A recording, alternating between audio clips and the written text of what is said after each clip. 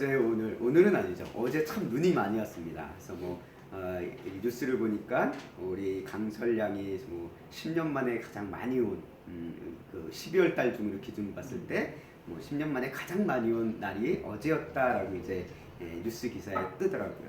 그만큼 눈이 많이 오고 또 이제 사람들이 이동하는 것이 참 어려웠던 게 어제 하루였던 시간이었던 것 같습니다. 근데 오늘 보니까 눈이 또 다 녹아버렸어요. 다 녹아서 언제 눈이 왔냐 싶을 정도로 이제 눈이 없어졌는데, 우리가 간혹 길을 가다 보면은 발을 헛디거나 뭔가에 딱 걸려서 넘어지는 순간이 있습니다. 이제 완전 탁 엎어지진 않지만 그래도 비틀거리면서 넘어지거나 살짝 주저앉거나 하는 그런 순간들을 경험할 때가 간혹 있습니다.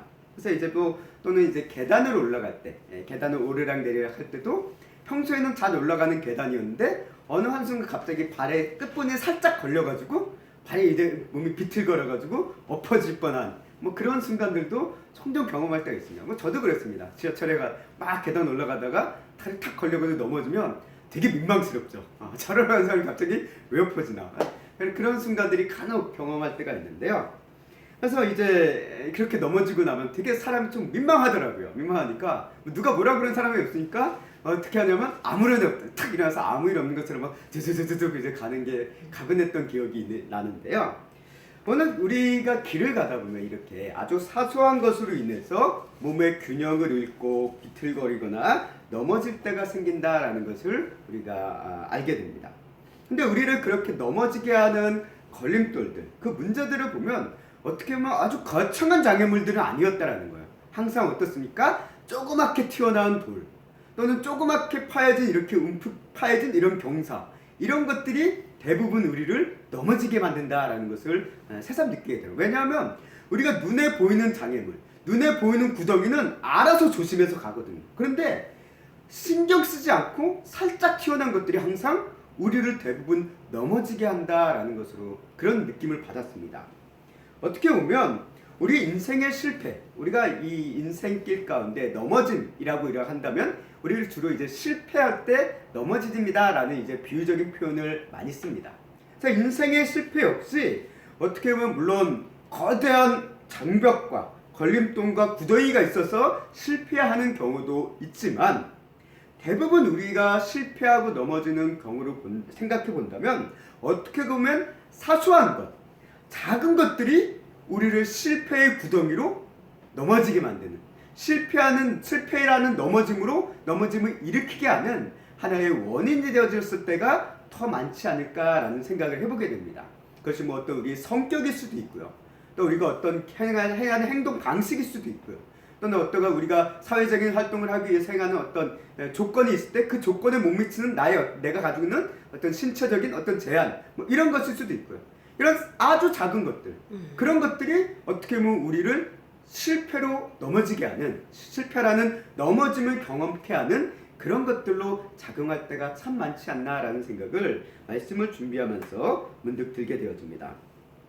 오늘 시편 1편 말씀, 우리가 오늘 시편 말씀을 보는데요. 시편은 항상 이 말씀을 보다 보면 이 시편에 그려져 있는 그 내용들은 뭐냐라고 했을 때 항상 의인과 악인에 대해서 이 시편은 참 대조적으로 이야기하는 것이 많습니다. 아니, 어떻게 보면 시편뿐만 아니라 성경 전체가 이 의인과 악인에 대한 대조를 상당히 많이 언급을 하고 있습니다.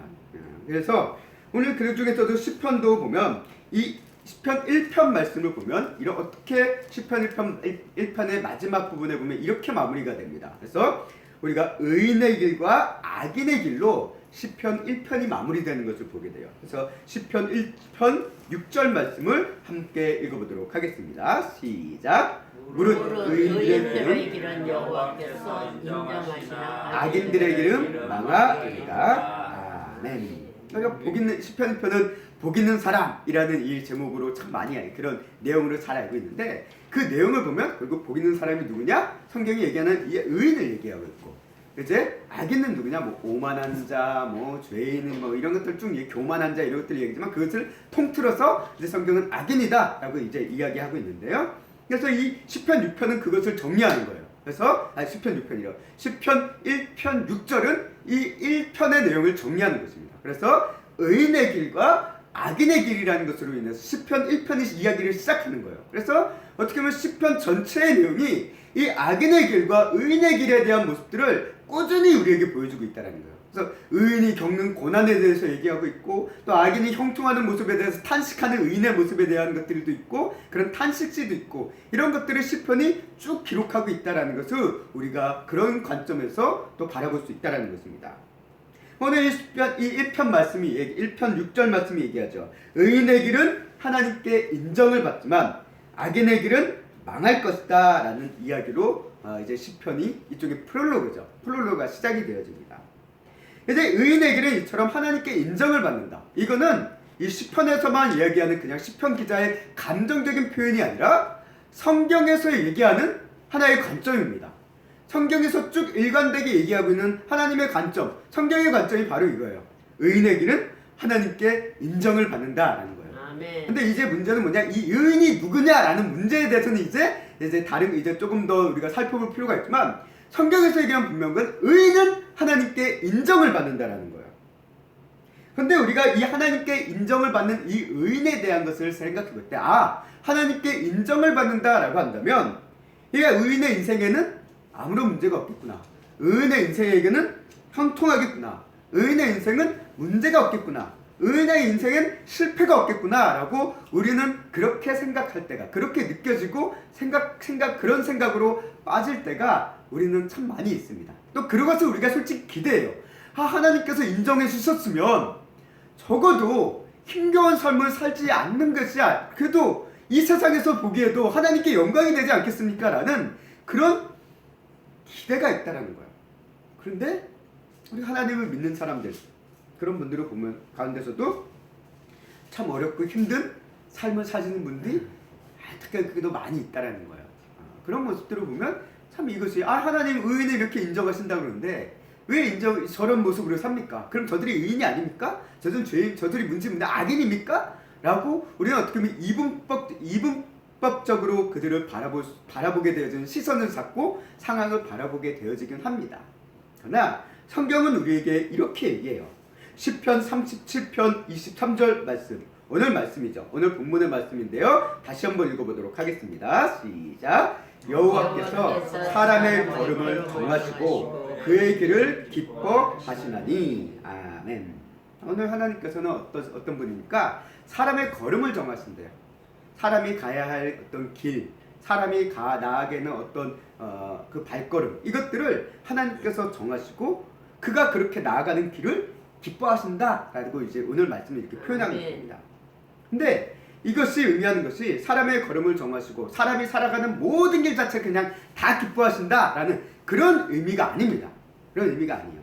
우리가 여기서 얘기하는 하나님께서 기뻐하시는 길, 하나님께서 정하신 그 사람의 걸음의 길, 그거는 뭐냐? 하나님께서 정하신 사람의 걸음, 하나님께서 창조하셨던 하나님께서 원하신 사람의 걸음의 모습이 있습니다. 창조의 아름다운 가운데 타락하지 않았던 인간의 모습들이 가기를 원하는 하나님의 길이 있어요. 근데 그리고 그 길을 갈 때 기뻐한다라는 거, 기뻐하신다라는 겁니다. 아멘. 그래서 이 23절 말씀이 그런 부분에 대해서는 좀 우리가 보는 개역 성경에서는 좀 드러나지 않아서 개역 세번역에서는 이 부분이 이렇게 번역이 되어 있습니다. 23절 말씀 우리가 세번역으로 함께 보도록 하겠습니다. 시작. 우리가 걷는 길이 주님께서 기뻐하시는 길이면 우리의 발걸음을 주님께서 지켜주시고. 아멘.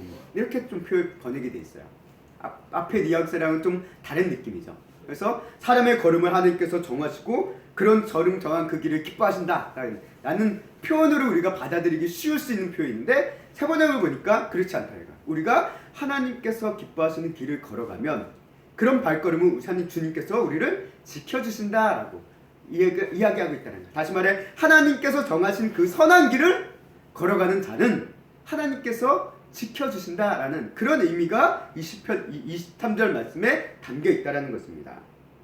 그렇다면 이것이 이런 하나님께서 원하시는 선한 길, 주님께서 기뻐하시는 길을 걷는 자, 그게 누구냐? 성경에서 얘기하는 의인이에요. 의인입니다. 그래서 그것이 의인의 길이라고 이제 이야기하고 있습니다.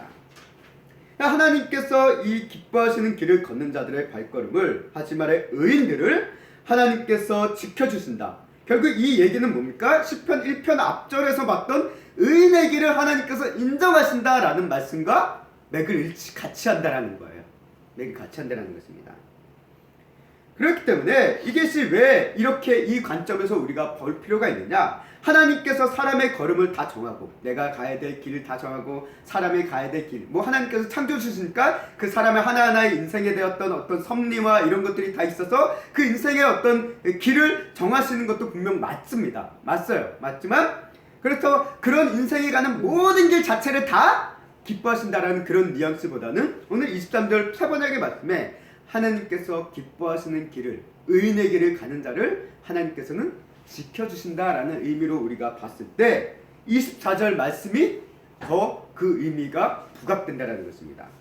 24절 말씀을 보게 되어지면 그가 24절 말씀이 이렇게 시작하죠. 24절 말씀 보면 그는 이라는 말씀으로 시작을 해요. 여기서 얘기하는 그가 누굽니까? 그가 누구니까 23절에서 주님께서 기뻐하시는 길을 걸어가는 사람이겠죠. 주님의 인정을 받은 사람이겠죠. 다시 말해 의인으로서 인정받는 의인의 길을 가는 사람, 그런 길을 가는 사람을 의미하고 있습니다. 그래서 그가 걸어가는 그 길인데 문제는 뭡니까? 24절 말씀에 이렇게 하나님이 기뻐하시는 길을 걸어가고 있는 그 의인의 인생을 살고 있는 그가, 그에게 어떤 일이 일어납니까? 그는 넘어지더라도 라는 말이 있어요. 의인의 인생을 가도, 하나님이 기뻐하시는 길을 가더라도 그 인생 속에 넘어짐이 없느냐? 라고 한다면 아니라는 거예요. 넘어짐이 있다라는 거예요. 넘어짐이 있을 수 있다라는 것입니다. 의인의 길도, 의인도 넘어집니다. 의인도 실패할 수 있어요. 모든 인생에는 실패라는 넘어짐이 항상 있습니다.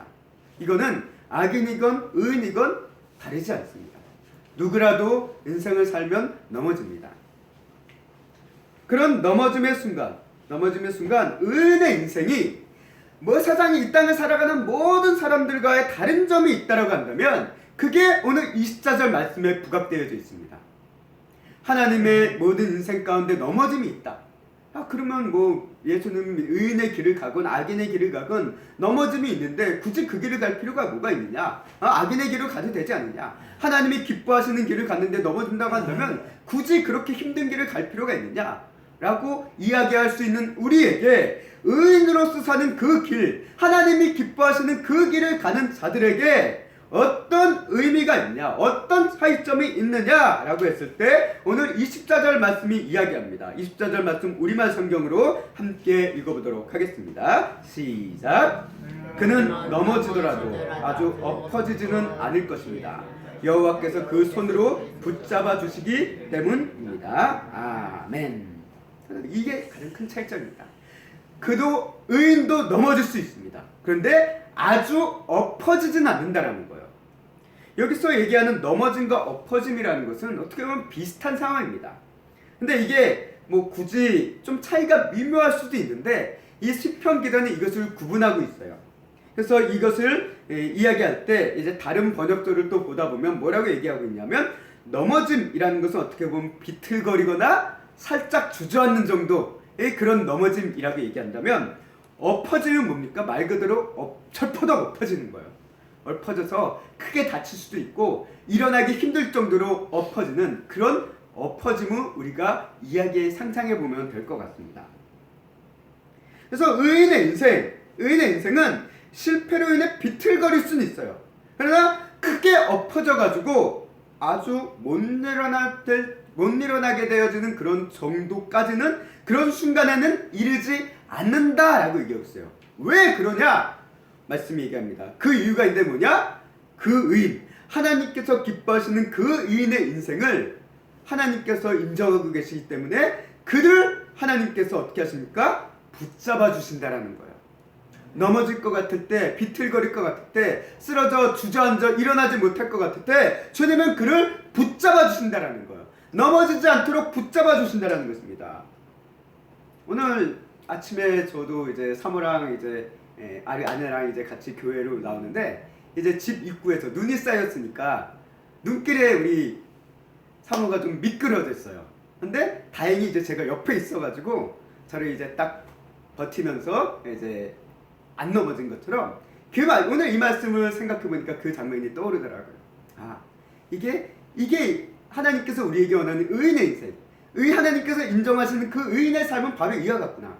우리가 비틀거릴 수 있어요. 넘어질 수 있어요. 근데 그 넘어지는 순간 우리와 함께 하시는 분이 있다라는 거예요. 누구요? 예수 그리스도 임마누엘의 하나님은 우리와 함께하고 계시기에 우리가 넘어지더라도 우리는 그분에 기댈 수 있어요. 그분을 붙잡을 수 있어요. 때로는 그분이 우리를 붙잡아 주세요. 그러니까 우리는 아주 엎드려지진 않는다라는 거예요.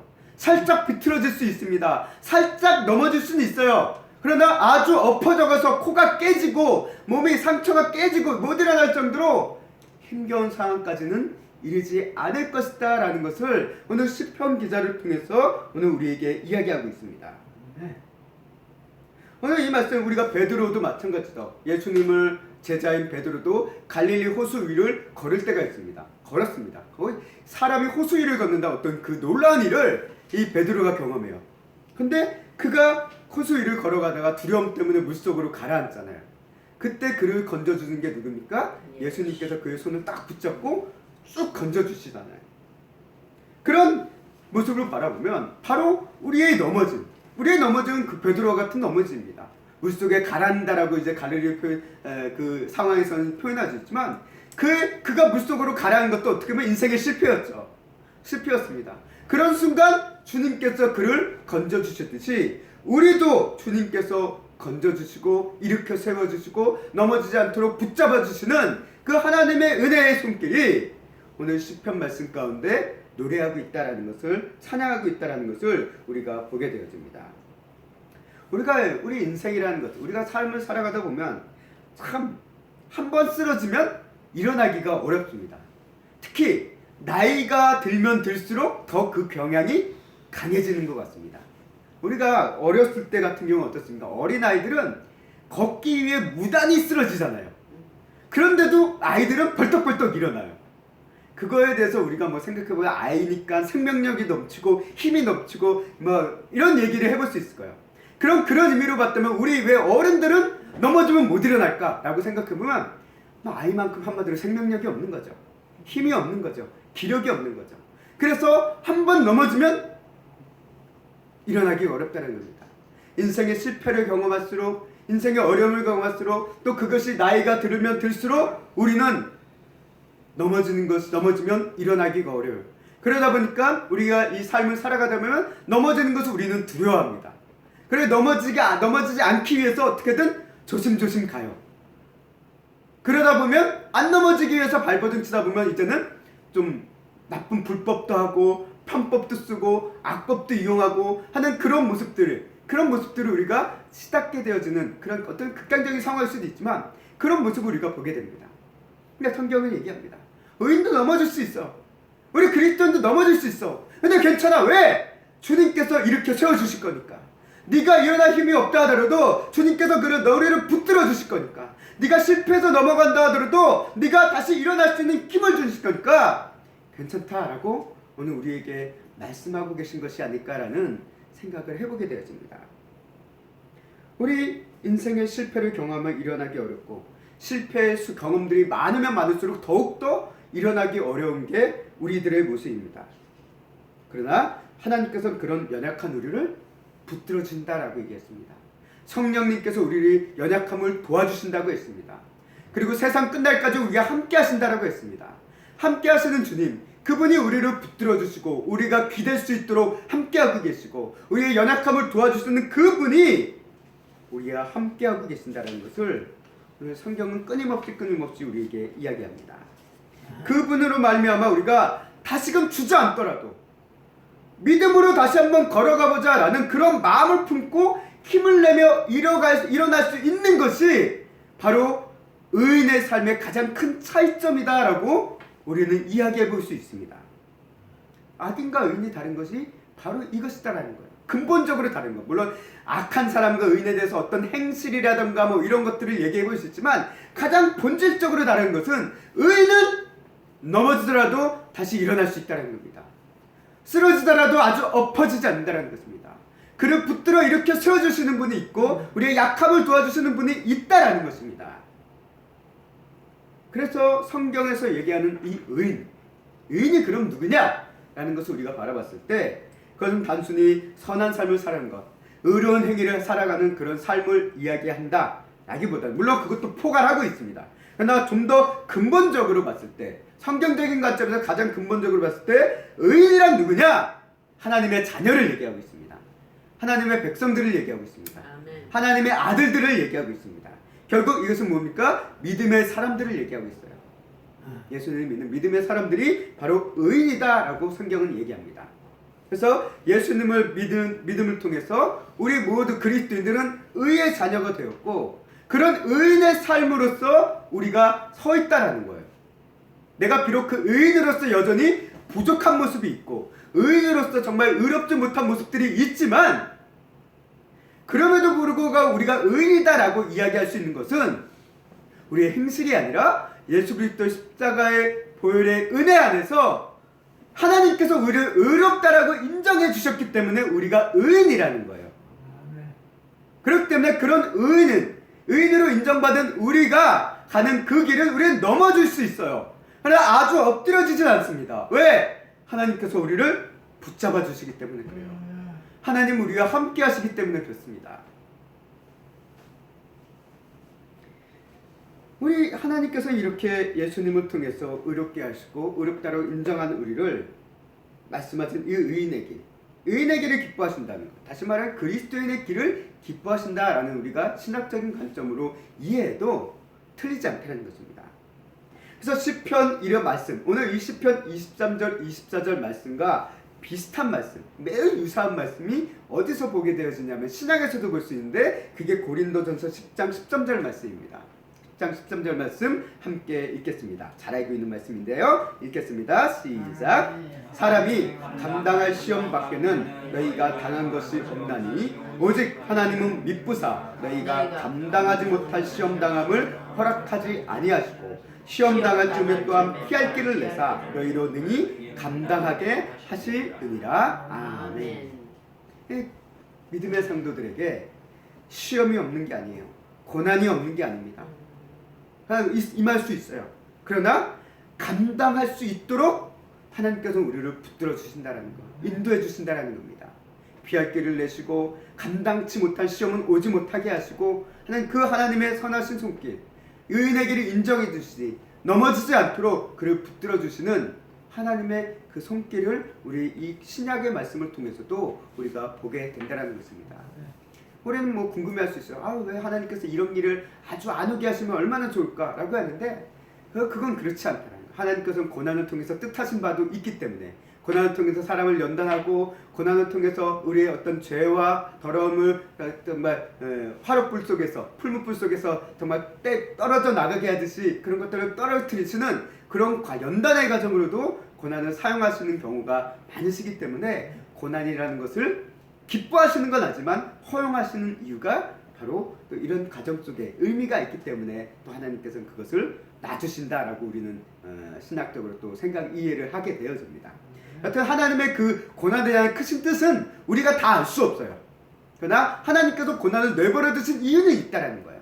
우리 인생과 우리의 고난과 실패를 겪게 하신 이유가 있다라는 것입니다.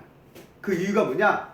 나의 문제점을 깨닫게 하기 위해서 변화를 할 수도 있고, 아니면 나는 비록 어떤 문제가 없다 하더라도 하나님의 어떤 크고 놀라신 은혜를 깨닫게 하기 위해서 그것을 또 겪게 하시는 그런 이유도 있다라는 것입니다. 하나님의 뜻은 우리는 몰라요. 모릅니다. 모르지만 하나님께서는 그것을 허용하고 있기 때문에 그 고난과 어려움 가운데 실패라는 어떤 넘어짐 속에서도 우리 성도는 믿음으로 일어날 수 있다라는 것입니다. 어떻게요?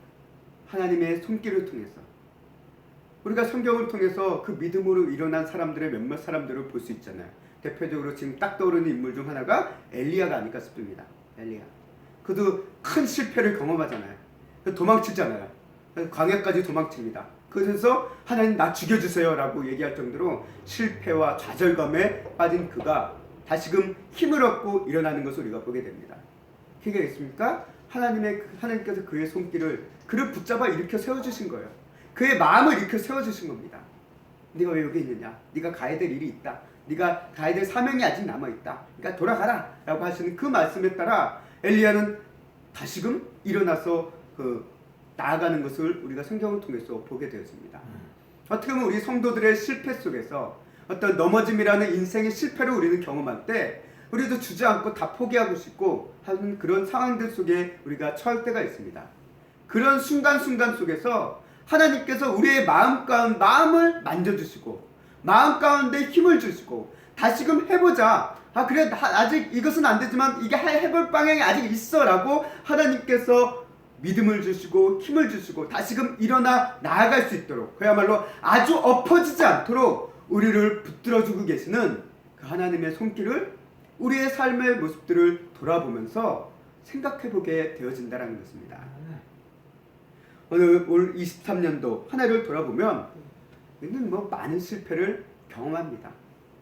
실패 속에서 낙심하고 포기하고 싶고 언제까지 이런 상황 가운데 있어야 되느냐 엎어지는 것 같은 그런 상황 속에 있는 우리를 바라보며 그냥 성경 얘기예요.